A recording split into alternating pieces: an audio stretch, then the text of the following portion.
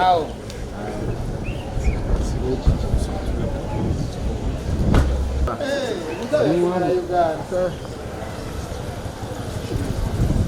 Congratulations.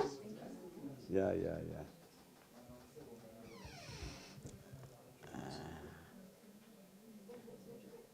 Yes, of course, it shows that, of course, Budesi is the mighty school, and it shows that we are good in both sports and academics, as the HM spoke today.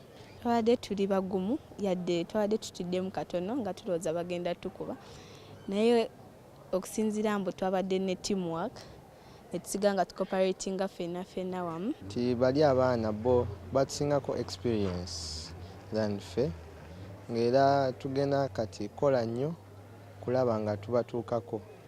Njagala era kwongera okubakulisaayo e Morocco n'okubeebaza okuba nga bazanya bulungi nnyo ate n'okusiima Mukama nti bye twayigira byali bingi nnyo. We take this opportunity to receive the trophy from our basketballers who represented the school and Uganda in Morocco, basketball 3x3.